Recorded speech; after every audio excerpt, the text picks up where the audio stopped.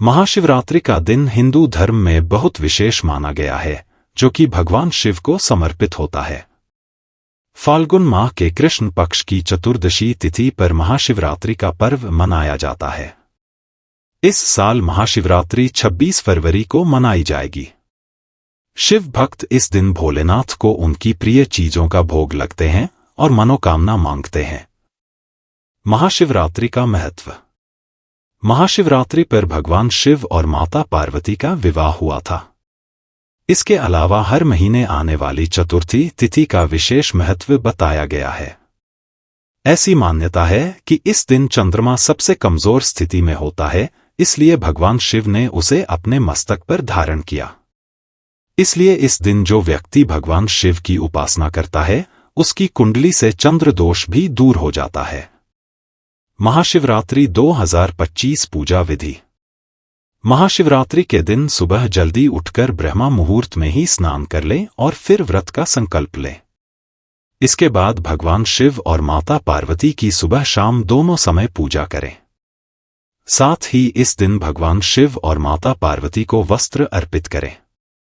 महाशिवरात्रि पर सुहागन महिलाएं श्रृंगार का सारा सामान माता पार्वती को जरूर अर्पित करें।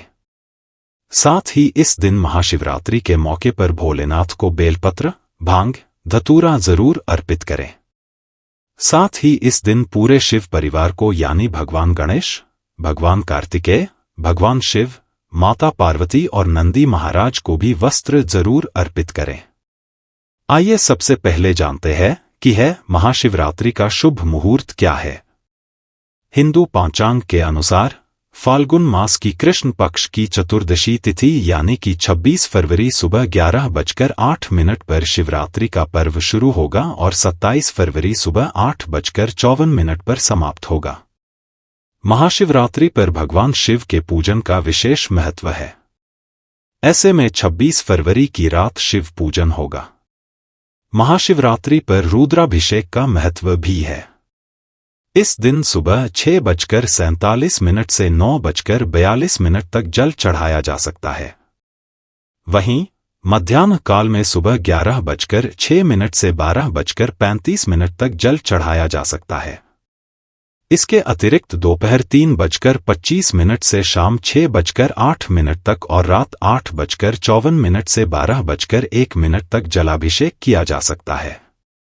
महाशिवरात्रि के दिन लोग शिवजी को प्रसन्न करने के लिए अपनी श्रद्धानुसार बहुत सी चीजें भी चढ़ाते हैं। लेकिन कुछ चीजें ऐसी भी हैं जिन्हें भगवान शिव को चढ़ाना वर्जित माना जाता है, यानी इन चीजों को शिव पूजा में शामिल नहीं किया जाता है। ऐसे में महाशिवरात्रि के दिन शिवजी की पूजा करते समय इन चीजों का इस्तेमाल नहीं करना चाहिए। आइए आपको बताते हैं कि महाशिवरात्रि के दिन शिवलिंग पर कौन सी चीजें नहीं चढ़ानी चाहिए। 1. हल्दी। शिवजी को कभी भी हल्दी नहीं चढ़ाना चाहिए क्योंकि हल्दी को स्त्री से संबंधित माना गया है और शिवलिंग पुरुषत्व का प्रतीक है। ऐसे में शिव जी की पूजा में हल्दी का उपयोग करने से पूजा का फल नहीं मिलता है। इसी वजह से शिवलिंग पर हल्दी नहीं चढ़ाई जाती है।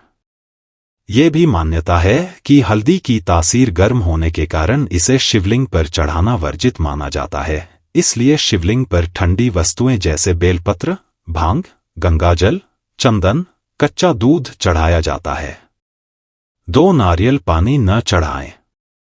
पौराणिक मान्यताओं के अनुसार शिवलिंग पर आप नारियल अर्पित कर सकते हैं, लेकिन कभी भी शिवलिंग पर नारियल के जल से अभिषेक नहीं करना चाहिए। दरअसल नारियल को देवी लक्ष्मी का प्रतीक माना गया है। माता लक्ष्मी भगवान विष्णु की अर्धांगिनी है और नारियल को श्रीफल भी कहा जाता है और इसे माता लक्ष्मी का स्वरूप माना जाता है, इसलिए इसका प्रयोग भगवान शिव की पूजा में नहीं किया जाता है। 3. सिंदूर। धार्मिक मान्यता के अनुसार भगवान शिव को सिंदूर लगाना वर्जित माना गया है।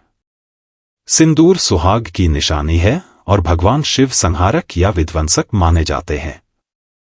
इसलिए शिवलिंग पर सिंदूर नहीं चढ़ाना चाहिए। इसकी जगह पर आप शिव की पूजा में चंदन या भस्म का इस्तेमाल कर सकते हैं।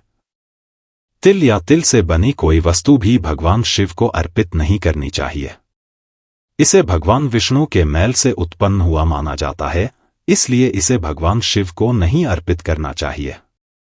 4 उबले हुए दूध से शिवलिंग का अभिषेक ना करें। शिवलिंग का अभिषेक सदैव ठंडे जल और कच्चे दूध से करना चाहिए। 5 टूटा हुआ चावल। शिवजी की पूजा में चावल के दाने, जिसे अक्षत कहा जाता है, बहुत शुभ माना गया है।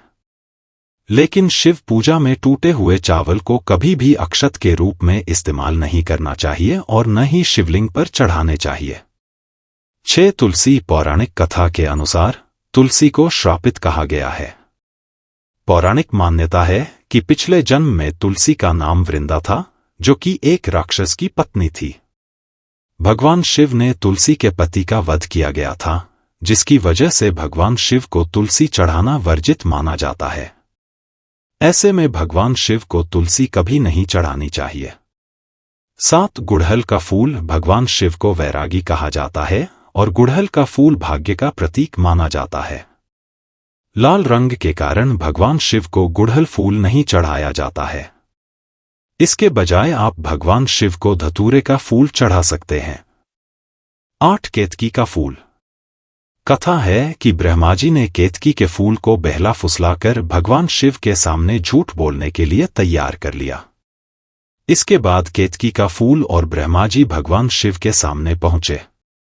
ब्रह्मा जी ने भगवान शिव से कहा कि उन्हें ज्योतिर्लिंग की शुरुआत मिल गई है और केतकी के फूल से भी झूठी गवाही दिलवा दी, जिससे रुष्ट होकर भोलेनाथ ने केतकी के फूल को श्राप दिया और कहा कि शिवलिंग पर कभी केतकी के फूल को अर्पित नहीं किया जाएगा। 9 शंखजल से अभिषेक न करें।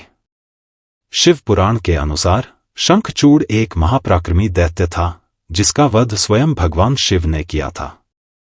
जिसके बाद उसका शरीर भस्म हो गया। उस भस्म से शंख की उत्पत्ति हुई थी। इसलिए महाशिवरात्रि पर कभी शंख से शिवलिंग पर जल नहीं चढ़ाया जाता है। 10 खंडित बेलपत्र। आप सभी को पता भी होगा कि भगवान शिव जी को बेलपत्र कितने प्रिय है। ऐसे में जो भी भक्त महाशिवरात्रि पर शिवलिंग पर बेलपत्र अर्पित करता है, भगवान भोलेनाथ वो सभी मनोकामनाएं पूरी करते हैं। लेकिन बेलपत्र को अर्पित करते समय इस बात का विशेष रूप से ध्यान रखें कि कभी भी शिवलिंग पर कट ऑफ खंडित बेलपत्र ना चढ़ाएं। ऐसा करने से भगवान शंकर नाराज हो सकते हैं।